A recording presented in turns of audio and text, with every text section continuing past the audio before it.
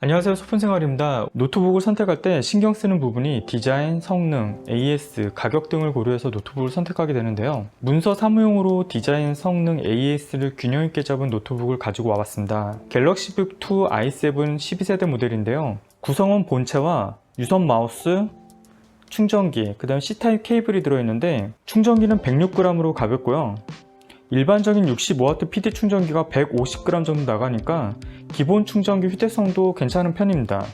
다행히 본체가 강화 플라스틱 재질이라 미세 전류는 흐르지 않습니다.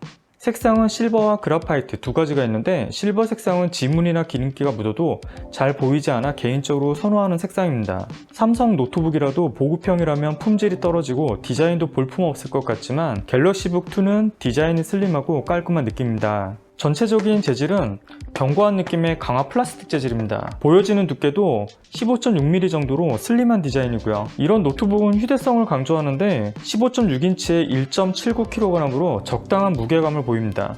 디자인이 확 튀는 부분은 없지만 얌전하고 깔끔한 게 장점으로 보입니다. 좌측은 USB 3.2A 단자 1개 있고요. HDMI는 2.0입니다. 그리고 유선랜을 넣을 수 있는 램 포트가 이렇게 젖혀질 수 있게 되어 있고요. 그 다음에 C단자가 2개가 있는데 둘 다 PD 충전과 디스플레이 출력이 가능합니다. 추가 모니터를 2개 달고도 PD 충전이 가능한 구성이고요. 우측면은 켄시턴 락 홀이 1개 있고요. USB 2.0A 단자 하나와 오디오 잭, 그 다음에 마이크로 SD 슬롯이 있습니다. 단자 구성은 괜찮은 편인데요. 한 가지 아쉬운 건 우측면에 C단자를 1개 넣어줬으면 PD 충전이나 외부 모니터 확장 시 방향 구성이 다양해질 수 있을 텐데 라는 아쉬움이 있습니다. 좌우측과 상단 베젤은 얇은 편인데요. 그에 비해 하단 베젤이 조금 두꺼운 편으로 보이고요. 해상도는 FHD 60Hz 주사율에 300니트 밝기, NTSC 45% 액정으로 다소 부족한 색 재현율이지만 문서 작성, 웹서핑, 유튜브 감상 시 불편할 정도는 아니고요. 선명하고 쨍한 화면에 가독성도 높은 편입니다. 참고로 특정 어플에서 가독성이 좋지 않다면 해결 영상이 있고요. 더보기 설명란에 남겨놓을 테니까 참고하시기 바랍니다. 이 액정의 장점 중 180도로 펼쳐지면서 펑션 키와 C키를 누르게 되면 컨설팅 모드로 맞은편의 화면을 보여주기 위한 편한 기능이 들어가 있습니다. 소규모 회의나 토론 중에 유용하게 사용할 수 있는 기능이라 비즈니스용 노트북 느낌이 긍정적입니다. 키보드는 숫자 키패드가 들어있고 전원 버튼이 키보드 레이아웃 안에 들어있어서 좀 아쉽습니다. 전원 버튼 설정에서 눌렀을 때 종료되지 않게 아무것도 안 함으로 설정해 주는 게 좋을 것 같고요. 방향키가 키보드 레이아웃 안에 맞춰 넣다 보니까 비좁아 보이는 점도 좀 아쉽습니다. 키보드 스트로크는 얕은 편이고요. 표면은 오돌도돌한 느낌이라 미끄러지지 않게 잡아주는 키감이고요. 스트로크 깊이는 호불호가 있을 듯 합니다. 펑션 F1 키를 누르게 되면 삼성 세팅이 뜨고요. 표류 쪽에 들어가서 돌비 애트모스를 켤 수 있습니다. 돌비 사운드를 지원하는 영상에서는 확실히 음향이 풍부해집니다.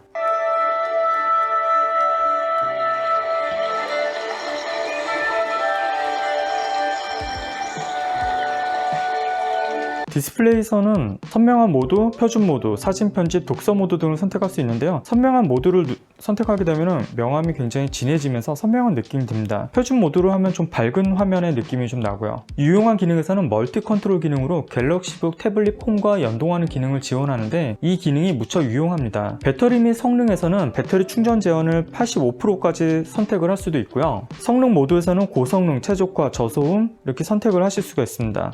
그리고 밝기를 최대한 끌어내려도 액정이 꺼지지 않지만 펑션키와 F9키를 누르면 이 상태에서 액정이 좀 더 어두워집니다. 완전히 꺼진 상태는 아닌 것 같더라고요. 약간은 보이는데 이렇게 되면 액정 보호도 하고요. 모든 걸 편하게 할 수 있는 능력 말이지. 전원 절약을 하면서 음악 감상도 할 수 있습니다.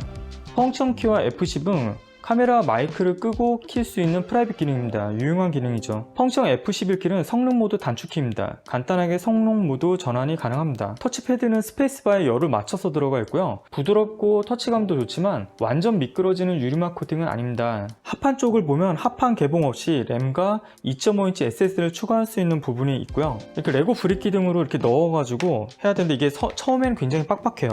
이쪽 2.5인치 SSD 영역은 나사를 풀고 나서 SSD 등을 추가할 수 있습니다. 메모리 쪽도 열어보면 램 보호를 위한 방열판이 있는데요. 방열판을 드러내야지 램을 추가할 수 있습니다. 하지만 주의사항에 메모리 제거 및 추가 시 어댑터와 배터리를 모두 제거해 주시기 바랍니다 라고 적혀 있는데 램 추가 제거 시 쇼트로 인한 메인보드 고장을 우려한 문구입니다. 더불어 램을 추가할 경우 인텔 내장 그래픽은 UHD 그래픽스에서 아이리스 XE 그래픽스로 자동 인식되어 사용 가능합니다. 네 군데, 요 하나, 둘, 셋, 네 군데 이제 실리콘 받침대를 제거를 하고 나면 나사가 들어있고 이 나사 4개를 풀면 합판 개봉이 가능해집니다. 먼저 쇼트 방지를 위해 배터리 케이블을 제거하고요. 메모리 방열판 사방에 고정 부분을 조금씩 벌려주고 개봉을 합니다. 기본적으로 오른쪽 8기가 램만 부착되어 있었고요. 저는 이미 8기가 램을 추가했습니다. 램은 DDR4 3200MHz 삼성 램이고요. 램 추가 시 방향을 잘 확인하시고 넣고 내려서 딸깍 소리가 날 때까지 눌러주시면 됩니다. 그 다음 방열판의 화살표가 위쪽으로 가게 그대로 결합을 해주시면 됩니다. 그리고 약간 벌려놨던 부분들을 약간 눌러서 다시 조여줍니다. 기본 2280 사이즈 NVMe SSD는 이 아래 숨겨져 있어서 교체 시 케이블 고정 부분을 이렇게 열고요. 들어주면 보이게 됩니다. 이 SSD의 나사 부분을 풀어서 SSD를 이렇게 분리하고 교체할 수 있습니다. 배터리는 43W시고요. 최대 밝기 300N에서 저성능 모드로 유튜브 FHD 재생 시 4시간 10분 정도 유지되었습니다. 간단한 문서 사무 작업, 웹서핑 등으로 밝기를 70%까지 낮추면 5시간 정도는 충분히 유지될 듯 하고요. 두꺼운 히팅 파이프에 저소음 쿨러가 붙어있는 모습입니다. 날개는 굉장히 촘촘하고요. 돌비 애트모스를 지원하는 1.5W 스피커가 양쪽에 붙어 있습니다. 기본적으로 문서 작업, 포토샵 등은 충분히 사용 가능하면서 영상 편집 프로그램인 다빈치 리졸브로도 간단한 컷 편집, 자막 작업은 수월하게 할 수 있습니다. 10분짜리 유튜브용 FHD 영상 인코딩 시 4분 52초 정도 걸렸고요. 간단한 영상 편집으로는 쓸만한 성능입니다. AMD 쪽보다 영상, 인코딩, 디코딩 성능이 좋아서 3개 레이어 편집, 인코딩 시에도 버벅임이 좀 덜했고요. 인텔이 AMD보다 좋은 점 중에 하나가 8K 60Hz AV1 코덱 디코딩 성능입니다. 유튜브 8K 60프레임 영상 재생 시 드랍도 발생하지 않고 부드럽게 재생이 가능합니다. 게이밍 노트북은 아니지만 캐주얼 게임도 가능하고요. 롤은 최고 옵션에서 약 180프레임 정도 나와서 피파4 온라인까지는 무난하게 플레이 가능하지만 배그는 하 옵션에서 30프레임 정도로 플레이하기엔 부적합합니다. CPU 싱글 성능은 1536점으로 저전력 노트북 중에서도 괜찮은 성능이고요. 타임스파이 그래픽 점수는 1343점으로 5800U보다는 많이 높지만 성능은 MX350보다 약간 미칩니다. 파이어 스트라이크 그래픽 점수는 4393점으로 마찬가지로 5800U보다 많이 높은 편이고요. 게임 시 소음은 39dB로 아주 조용한 편입니다. 주변 소음이 36dB이라 이렇게 가까이 놓고 39dB이면 상당히 조용한 편이죠.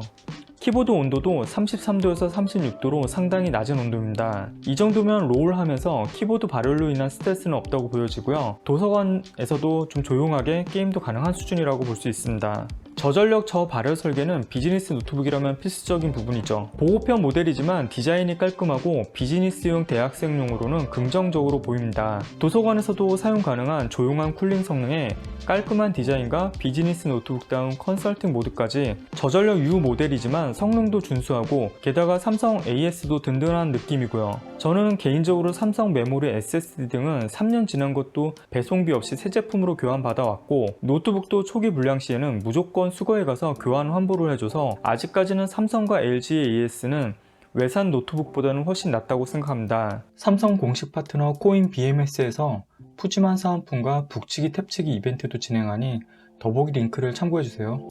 그럼 오늘 리뷰는 여기까지 하겠습니다. 다음에 또 볼게요.